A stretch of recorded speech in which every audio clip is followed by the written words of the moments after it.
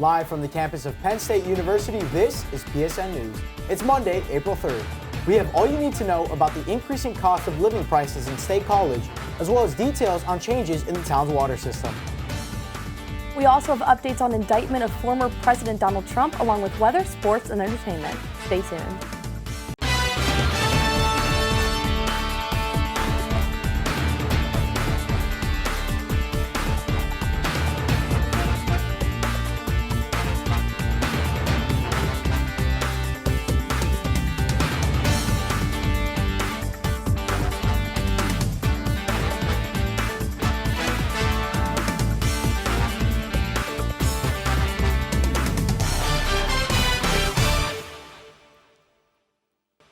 Thanks for joining us tonight. I'm Carlos Garcia. And I'm Morgan Suppes. As home values and sale prices keep climbing in 2023, rent is also on the rise in the State College area. Rental housing and data analytics firm RentHub reports that the median rent in State College increased by 38% between February 2022 and 2023. As of March 25th, the area's midpoint rent in February checked in at nearly $1,500. The 16801 zip code, which covers the southwestern State College area and other surrounding parts, posted a median rent of just over $1,400 in February, an almost 40% increase from last year. Zillow is also reporting that the median rent in State College for all sizes and property types checks in at about $1,750 for March, up roughly $350 from last year. Beginning this Friday, the State College Borough Water Authority will no longer add fluoride to its water. The change comes after months of public debate and the resignation of a board member. The vote was based on peer-reviewed studies that suggest fluoride may cause negative health effects and environmental contamination. However, local dentists and hygienists are pushing back against the vote, saying that the committee, quote, ignored decades of evidence that fluoridated water is safe and effective, and warned of a rise in tooth decay. A Maryland teenager is awaiting charges for their high-speed chase with Pennsylvania state troopers after fleeing a traffic stop in Center County. The 16-year-old driver was stopped driving a Ford Escort. The incident occurred around 2:15 a.m. last Sunday near mile marker 65 on Interstate 99 southbound. The reason for why the state trooper initiated the stop has not been disclosed, but the driver fled at a, quote, high rate of speed, eventually crashing into a creek on Reese Hollow Road. A 15-year-old is facing charges after assaulting a State College police officer and an elderly homeowner during a burglary. Police say the incident happened on early Saturday morning in the 100 block of West Main Street in Boalsburg. Police say the teen broke into the home, assaulted the homeowner, and then took off. The teen then allegedly charged at and assaulted an officer who responded to the scene. The teen is being charged with burglary and aggravated assault. He is being held at the Central County's Youth Center. April finally brought some warm weather to State College. But what conditions can we expect to see this upcoming week? Hannah George with Campus Weather Service has more details in tonight's weather report. Take a look.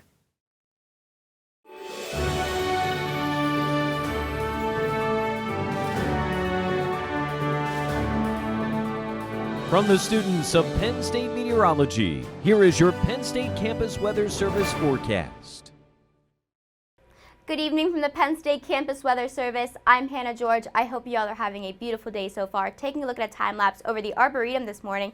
Beautiful sunrise as usual. It's going to stay pretty clear skies out there as we move on to the lunch hours. And you're going to see some clouds start to move in afternoon. Those clouds get pretty thick there for a second, but they are starting to clear out once again. You can see over the hub as we look out over downtown that's that way. A little bit cloudier out that way, but we're looking at a current temperature of 63 degrees right now. That feels like is 63 as well. Pretty calm wind-wise, so definitely a beautiful day. If you can get outside, but you're going to have some chances for that later in the week as well, especially tomorrow. I'll talk about that a little bit more later. Right now, looking at temperatures throughout the state, we're seeing peaks in places like Altoona, Harrisburg. Pittsburgh's also at 66 out there.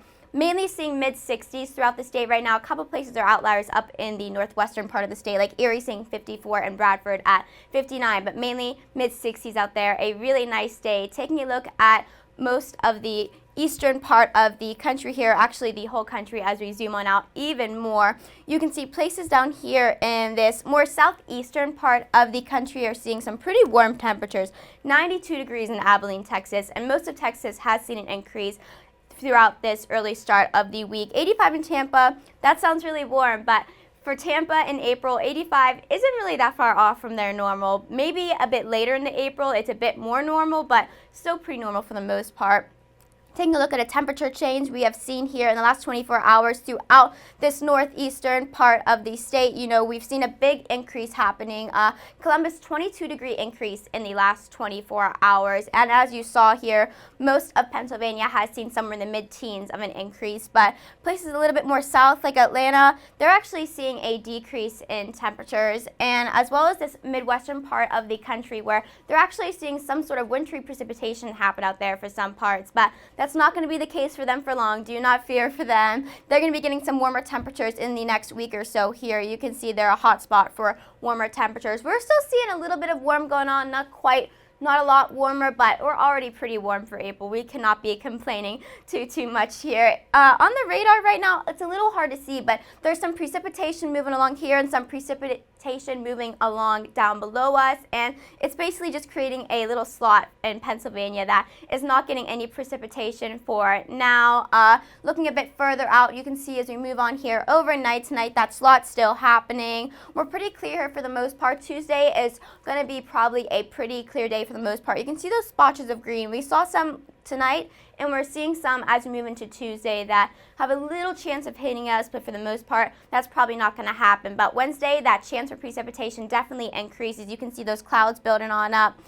And let's look a bit further out here. You can see once again, we're starting here at Tuesday night as we move into Wednesday. It gets pretty cloudy. Here we are Wednesday evening. That precipitation is more than likely going to be covering the State College area. So we're going to be getting some rain there. And Thursday, this system is going to be moving on in here as well, seeing some showers throughout the day here, probably in State College. That's going to clear on out for Friday, though.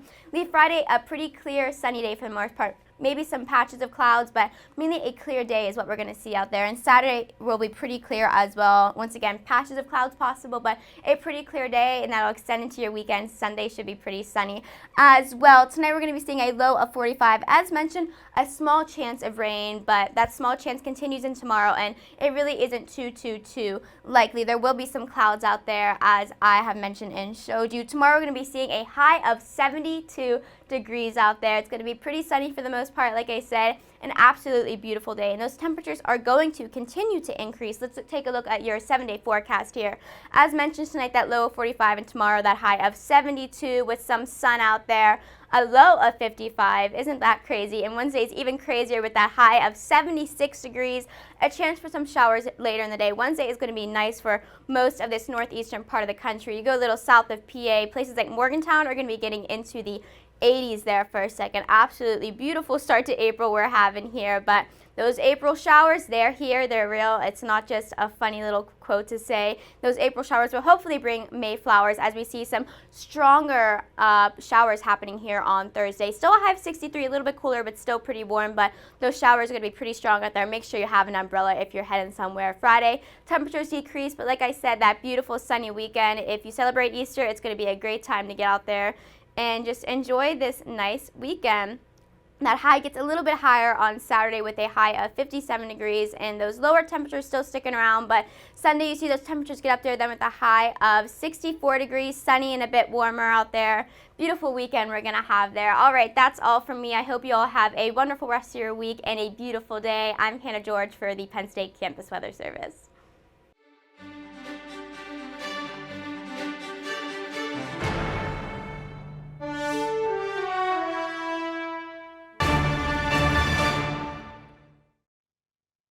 Welcome back to PSN News. I'm Olivia Dunn with your sports update.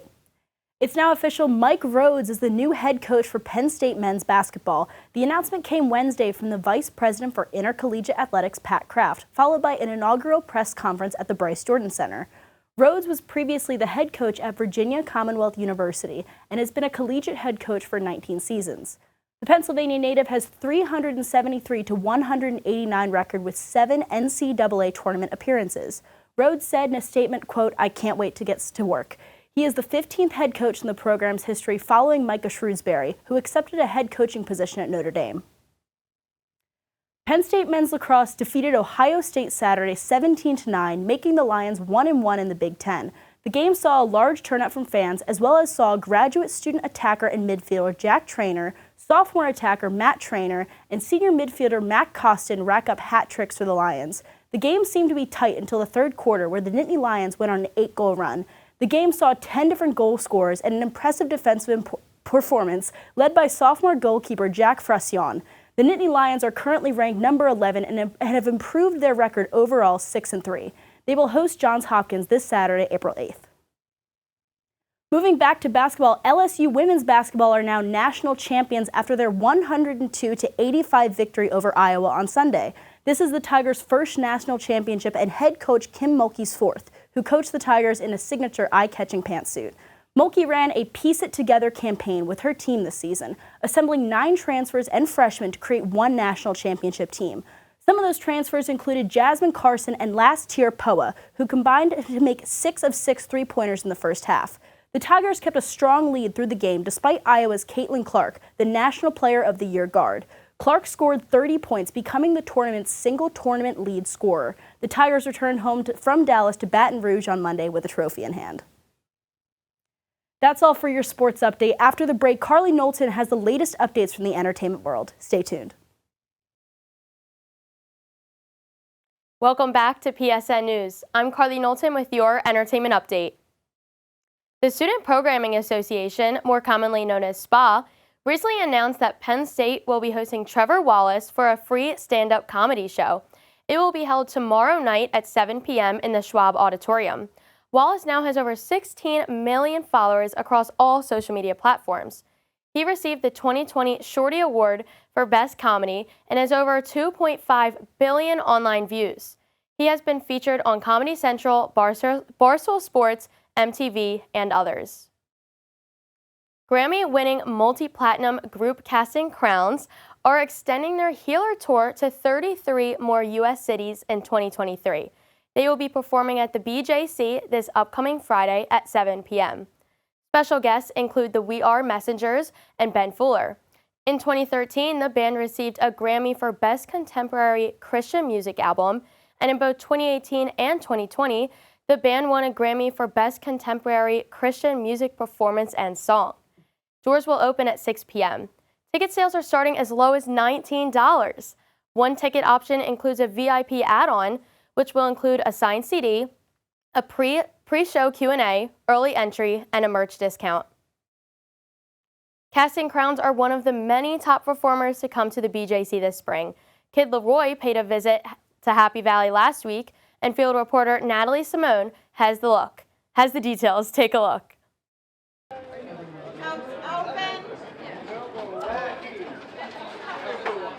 I'm outside the Bryce Jordan Center where Penn State students and fans are slowly filing in to watch the Kid Laroi and Jeremy Zucker perform. On Monday, March 27th, Penn State student fans visited the BJC to watch the Kid Laroi perform. Earlier that day, he held a meet and greet outside the Hub Robeson Center and gave fans free hats and shirts. Outside the concert, I spoke to one fan waiting to get in. My boy Danny, he is opening. Did the open verse that Kid Laroi left on Instagram, and he is actually going to be opening and going out on stage and performing with him tonight. Although the Kid Laroi seems to be earning all the attention, the 19-year-old artist will be joined with Jeremy Zucker for the entire Bleed For You tour. I got my ticket tonight. I wasn't expecting to be here, but I'm so pumped to be here. I was a huge Juice WRLD fan in high school, and my friend loves the Kid Laroi. Like, he was just on his Instagram a few hours ago. He's a big fan, so I'm just happy to be here for him. It's a big night for him, honestly. The Kid Laroi had highly anticipated fans and a special student performer who earned his spot on stage. The students entered the BJC with a smile that everyone hopes lasted all night. Kid Laroi sure made his mark in Happy Valley, especially after his afternoon on the Hub lawn. The CMT Country Music Television Music Awards took place last night at the Moody Center in Austin, Texas. The event was hosted by Kelsey Ballerini and Kane Brown, both of whom were nominees this year. Kane and his wife Caitlin made history by becoming the first husband and wife duo to win the coveted Video of the Year award with their song Thank God. Country singer Jelly Roll also took home 3 trophies, and Shania Twain received the CMT Equal Pay Award. Carrie Underwood remains as the CMT Awards all-time winner with 25 wins total, but did not take home any trophies this year. For Group Video of the Year, Zac Brown Band won with Out in the Middle, and the winners for the most collaborative video of the year went to Hardy and Lainey Wilson for Wait in the Truck. That's all for your entertainment update. After the break, interview anchor Danielle Dempsey will be speaking with Abby Jarecki, the current marketing director and next president of TED Times PSU. Stay tuned. Welcome back to PSN News. I'm Danielle Dempsey.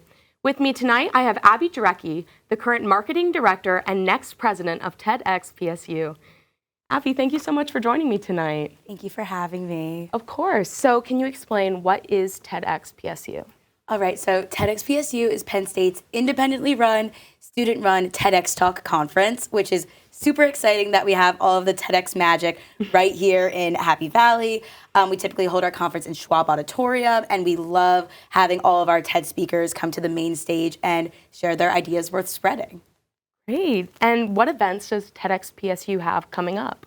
So we're always working towards that annual conference, which is typically in February. We're always looking for new speakers, new talent, and new team members.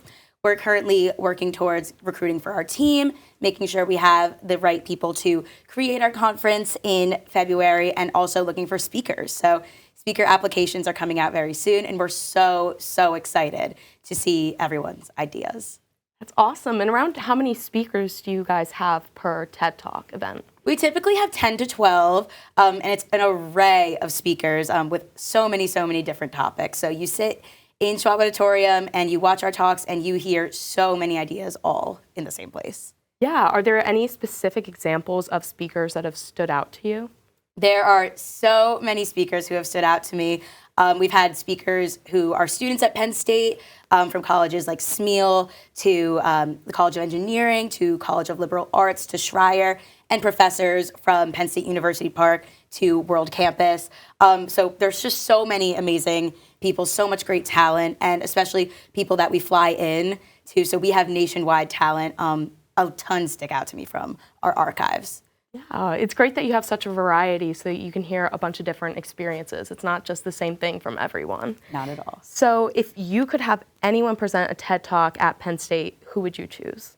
So I would definitely choose Brene Brown, who is an author, and she gave a TED Talk about a decade ago about the power of vulnerability. And that is something that we talk about at every single TED meeting, how being vulnerable allows you to tell a really powerful story. So I'd love to hear what she has to say a decade later, especially in a post-pandemic and like highly digital world. Right, that would definitely be very interesting for students to hear too. Totally. And you are currently serving as the marketing director for TEDx PSU. Can you talk about that role and your responsibilities? Marketing is great because I like to think of marketing as promoting these ideas.